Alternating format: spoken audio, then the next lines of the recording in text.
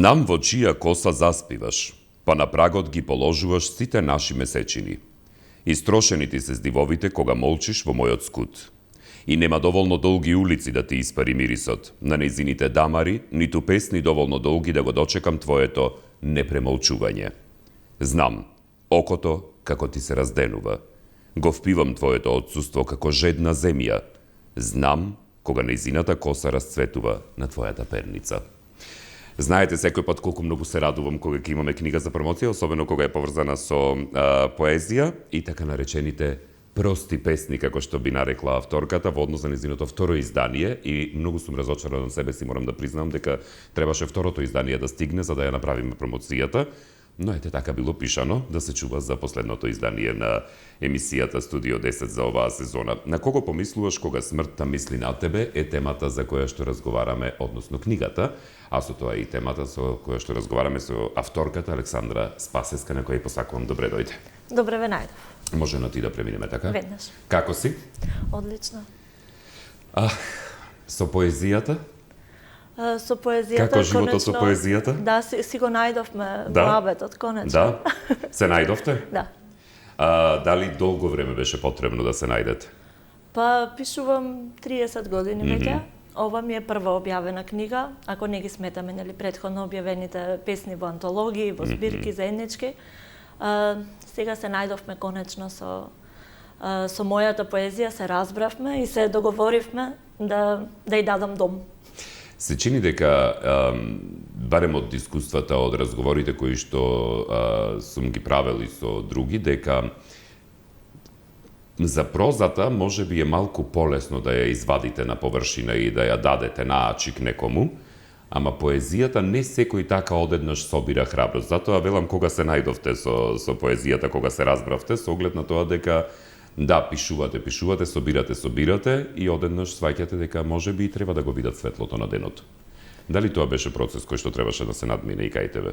Па, не дека ја криев поезијата досега, ја објавував на мојот блог Александрина Везилка, на социјалните мрежи, меѓутоа е сосема друга приказна кога ќе се направи конкретен избор, ќе и се даде тематика и буквално ќе и се даде дом, ќе и се каже ова е сега твоето место, ова е твојата приказна и ова е твојата порака за светот. И да, пишувањето поезија и споделувањето на поезијата е соголување, тоа е емотивно соголување. И денот кога стигна спакувани, спечатени книгите кај мене дома, реков, а јас сепак да не ги пуштам во светот. Затоа те прашам, бидејќи да, и колку и да се чувствува човек ослободено од тоа, сепак доаѓа до еден степен каде што си вели да не срамота малку. Не, за срам не. Не, во смисла на соголување. Не срам да. како чувство поради нешто непријатно. Туку народски кажемо да не е срамота малку поради сопственото соголување пред јавноста. Точно. Дотогаш песните ги прочитале некој потесен круг на пријатели, блогови, наменско е тоа. И блогот, па и социјалните мрежи еден сепак ограничен круг на луѓето, читаат колку и да имаш следбеници, а тука веќе книгата излегува во светот и може да се најде во сечи раце и на моје огромно задоволство се најде во рацете на многу луѓе. Што велат луѓето? Сите критики досега беа позитивни, одличен прием има книгата, одлична продажба има. Спремаме веќе трето издание за наесен.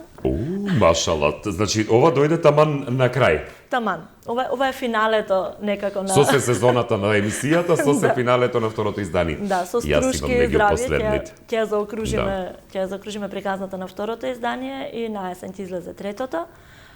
Особено ми е мило што мојата поезија допира до помладата генерација која веќе си даде и свое мислење, излегоа критики.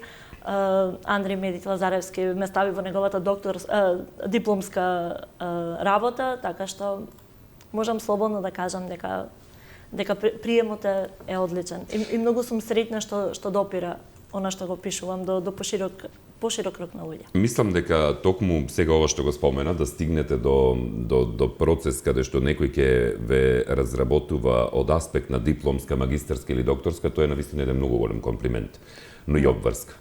Многу, особено ми беше битен моментот кога го прочитав трудот и тоа му го кажав и на Андре, јас си ја видов поезијата со поинакви очи. Да им објасниме на гледачите.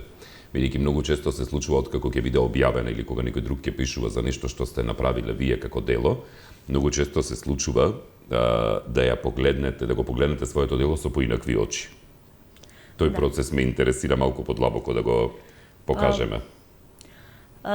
Изборот беше направен веќе подолго време. Јас со оваа книга конкурирав за наградата Коча Рацин пред 4 или 5 години. Потоа конкурирав на годишниот конкурс на Министерството за култура. Беше одбиена и на двата конкурси, меѓутоа тоа не го видов јас како некаков неуспех или како некаков удар, туку дека едноставно не е дојдено времето на книгата и тоа се покажа. И откако ја објавив, ја видов меѓу корици и фантастичната корица што ја направи Марија Конеска. Одлична е корицата, да. Сватив дека... Јас сум хостеса во ова студио. Сватив дека и требало време и ми требало мене време. И дури и сега си седнувам дома и си ја препрочитувам понекогаш и си го гледам редоследот на песните, кој секако не е случаен. Многу темелната работа со уредничката Јулијана Величковска од ПНВ публикации. Сите тие разговори, насоки, совети ми помогна одново да си се откријам, да видам кои се моите јаки страни, да знам дали сакам да продолжам да пишувам, како сакам да продолжам да пишувам и кои се приказните кои сакам да ги раскажам преку мојата поезија. Првата што ја прочитав беше чекање, дајте ме режија, сега ќе читам поезија. Дајте така, благодарам. Првата што ја прочитав беше чекање, вторава што ќе ја читаме враќање. Наврнат, стоиш на мојот праг, дамарите отрпнати, душата ти капе. Не скоривај ми јадови јачам. Устата ти занемела, очите врескаат, рацете ми се скаменија, раце поле широко за твоите јалови жетви. Ти прв замина. Се слушам како велам, взората воз писна, за година писмо стаса, вети се на друг. Стоиме скаменети на сртот месечев, секој на својата страна од прагот. Ја срушиле татковата куќа, ми рече твојот грб. Едно од моите омилени. Стварно? Да. Сосема случајно беше избрано, да не мислите дека сме се договориле. Да, мислам дека имам право да си имам омилени мои песни, не? Да, секако. Секако дека имаш. Особено кога има толку многу песни. Кога го правеше изборот, бидејќи ова не е се што ти имаш напишано во овие изминати 30 години, водата иначе стигна да не секираш. Кога го правеше изборот, верувам дека тоа е еден многу тежок и макотрпен процес. Да се тргне исто нешто што се сака, ама не е омилено. Па се става омиленото, ама пак некогаш омиленото не се совпаѓа во целиот концепт кој што го има една збирка. Да. Овој избор, конечниот избор, составот на прости песни, е в 98% она што првично беше избрано во консултација со уредниците, нели нешто влезе, нешто излезе во финалното едитирање. Меѓутоа, овие песни, конкретно овие 59 песни, се мојата арт-терапија. Јас така си ја викам оваа книга, бидејќи ми помогна да се запознавам себе си, да се прифатам себе си, многу потешкиот дел од процесот. Затоа прашав. И после тоа да можам многу полесно, отворено, искрено да зборувам и за песните, и за процесот, бидејќи, како што претходно кажавме, пишувањето поезија е соголување, понудувањето на таа поезија на јавност е уште поголемо соголување. Моментот кога можеш да зборуваш за поезијата без запирање, без воздржување, тоа е најубавиот дел. Јас сега со задоволство зборувам за моите песни, можам со денови да седиме, да анализираме зашто тој збор, зашто тој ритам, зашто тој избор на следствени зборови. Кога веќе ми даваш идеи вака за зашто тој збор, морам да те прашам, бидејќи еве две песни прочитав и во двете ги има дамарите. И веројатно ги има во многу повеќе. Се наоѓа. Имаш ли омилени старински зборови, омилени архаизми? Тој што ќе ја прочита книгата ќе види дека изобилува книгата со архаизми, со дијалектни зборови од моето прилепско говорно наречје. Не е по локал патриотизам поканета, да не се секирате. И јас сум израсната со книгите на Цепенков, на Конески, и од секогаш сум ги сакала зборовите. Од секогаш сум ги обожавала зборовите, сум сакала да знам што значат, кои се сите нивни значења, кои се поретко употребените нивни значења, и особено архаизмите и турцизмите, бидејќи се дел од прилепското наречие и некако се интимни. Тоа се зборови што ние уште си ги употребуваме во нашиот жив говор и лесно се разбираме. Дамар ми е еден од омилените, бидејќи има едно суво конкретно значење, меѓутоа има и многу пошироко значење. Јас Дамар како збор го доживувам како нашата основна клетка, како она што сме ние, нашиот код, она што сме суштествено. И ниту еден од тие архаистични зборови не се употребени ни случајно, ниту пак само за украс. А покрај Дамар, мислам нека Аршин ми е еден од омилените зборови. Многу добро. Мислев ќе речеш Везилка, ама добро, да. Аршин го сакам прво заради тоа што почва на буквата А. Нормално, Александра, така е. И заради тоа што е мерка, нели, основно е мерка, меѓутоа ние си го користиме и во многу изреки. Двојни аршини и слично.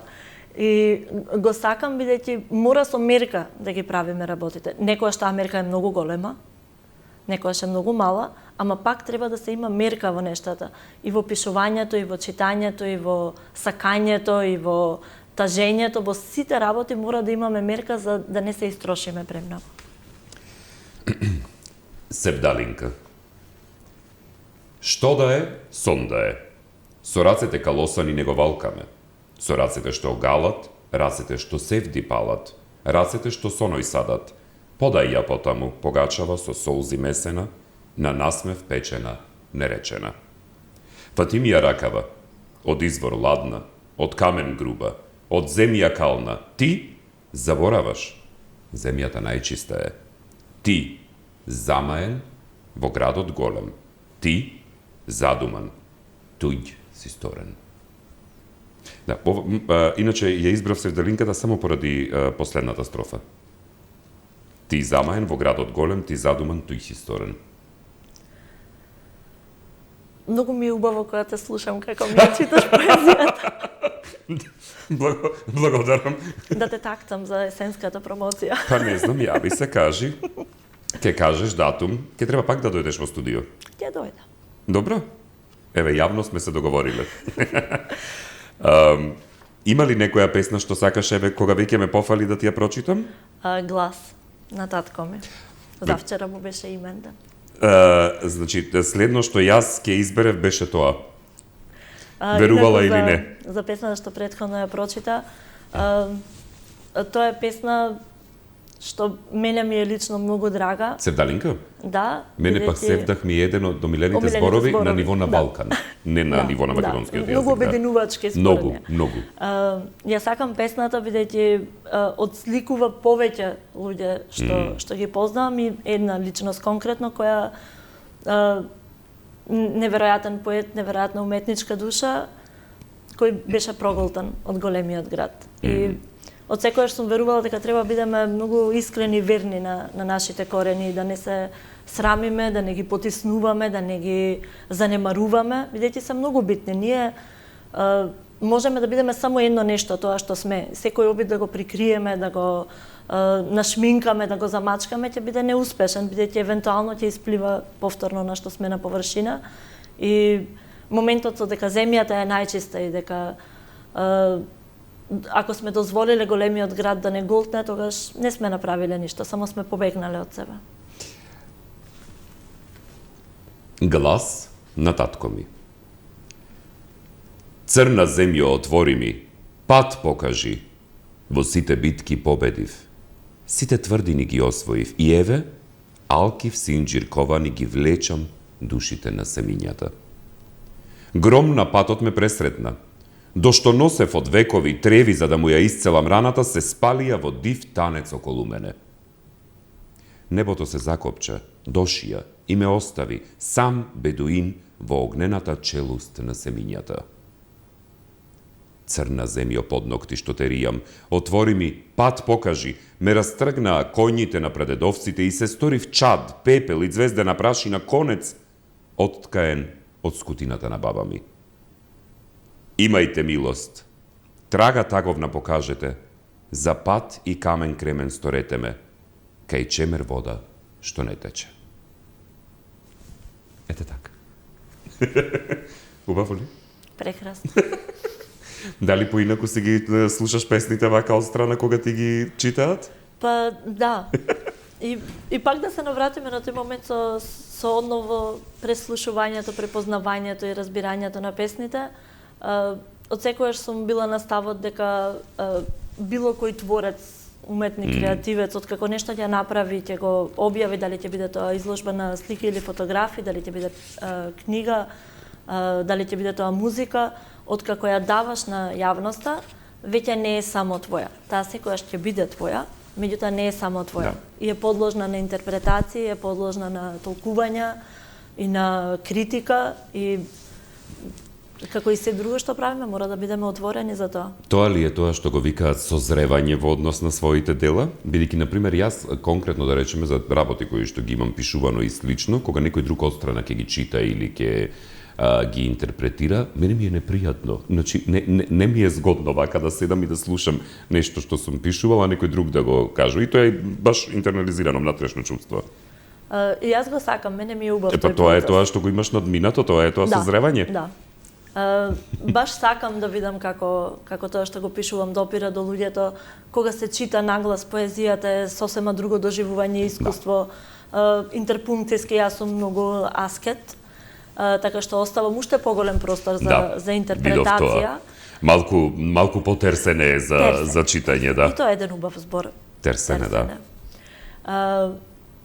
Убаво е бидејќи секој си одбира кој дел ќе го нагласи, кој дел ќе го каже потивко, кој дел ќе го каже побавно. И тука и дури и се наоѓаме. Да знаете само дека не ми се читани песните претходно. Директно прв пат ги читам сега. С листа. С листа, така? Предобро. Музички малку. Ако, нема гајле. Александра, зошто прости песни? Тоа ми е едно од омилените прашања, несомнено, нели, добро, на двете промоции. Тоа е најочигледно новинарско прашање водителско што може да ти биде поставено. Да. Само јас го оставив за малку подоцна, не почнав со него, бидејќи ми беше многу демоде. Јасно. Прости песни си води корен од Везилка на Блаже Конески. Тој пред многу децении ја праша Везилката како да се роди проста и строга македонска песна. И се надам дека ја дадов мојата интерпретација на тој одговор на Конески. Уште му немам дадено. Тоа е веќе многу сериозен предизвик и да. Прости песни има за мене барем неколку. Голем. Да, неколку значења. Прво се простата строга македонска песна и пак тој аскетизам во изборот на зборови, во ритам, во немањето речиси интерпункција. Вториот момент е дека обожавам алитерација. И ПП ми дојде како многу убава вака и визуелна слика, Прилеп, мојот нероден, ама мојот семеен град. Татко ми се вика Петар. Родена сум во Кавадарци. Тоа не сум знаел. Или си ми кажала, сум заборавил. Многу интересно. Да, семејството ми потекнува од Прилеп, ама јас ете случајно. Па добро. Кавадарци и Прилеп комбинација во крвта не е мала. Многу убава комбинација. Да. Нема да зборуваме за одредени детали околу таа комбинација, бидејќи не се за на телевизија за лица помлади од 18 години. Што во говорот, што во начинот на живење. Да, значи, ПП, прости песни, Прилеп, Петар, татко ми. И едноставно никогаш не сум го сакала тоа украсување претерано на зборовите. Радован Павловски еднаш ми рече во младоста пишуваме со придавки, во староста со глаголи.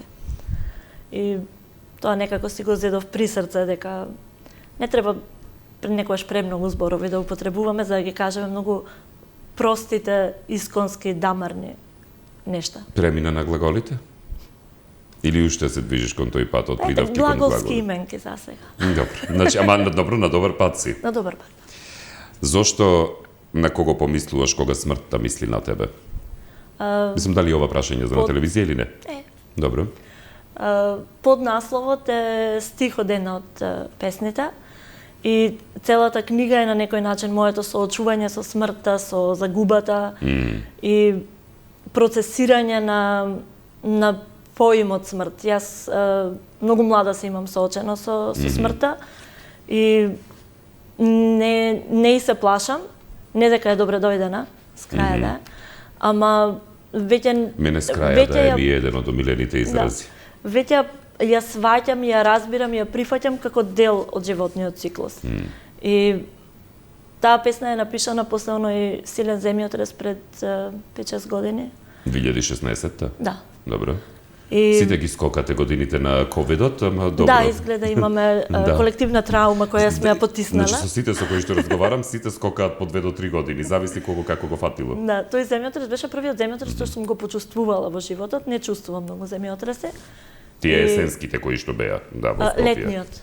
Аха, летниот, па после есенските, да. И тоа беше баш потресување од секаков вид. Луѓето на кои ќе помислиш кога мислиш дека ќе умреш, тие се луѓето кои треба да бидат во твојот живот. Не дека тие другите биле погрешни луѓе, само биле минливи.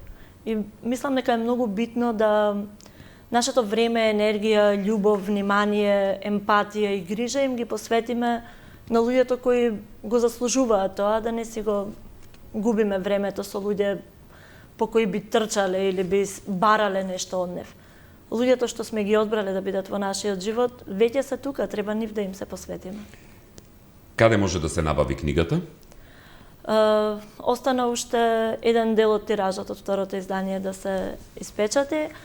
Книгата е достапна во литература преку издавачот ПНВ публикации, кај мене, на веб страницата на Кајгана Шоп и во иднина може слободно ме контактираат мене. Податоците се достапни на социјалните мрежи на книгата. Што би се рекло новонародски, такната е кај мене на објавата за оваа емисија која што ја следат луѓето во живо преку Facebook, така што од тагот, од обележаното може да ја исконтактирате за примерок од книгата. Да бирам јас или ќе бираш ти? Може последната. Земање с Богум? Или таа пред неа? Земање с Богум е целиот последен циклус. Да. Последната песна од последниот циклус. Затоа што јас имам отворено на изгубени. На таа мислеше? Не. Скроз позади тоа? Последната песна. Сега не мора во биографијата да одим. Ајде, чекај да ја најдеме последната. Пред рецензијата. Пред? Аха, ова. Добро. 19-тата од Земање с Богум. Чисто да знаете, значи ова е 19-та од Земање с Богум. Еве ја корицата, целосно да се погледне. Ти благодарам, бидејќи со ова ќе им речам на режијата да преминат кон делот на рекламите. Ти благодарам многу, Александра, за издвоеното време. И мислам дека ќе се дружиме повторно секако. Ако умрам без најава и не така млада, облечете бело и носете ме ко река низ градот љубен. Цвеќе не носете, една смрт е доволна. Ако умрам без најава и без последно с Богум, дејте им ги песните на сите љубовници, незнајни и знајни. Барем тие нека живеат вечно.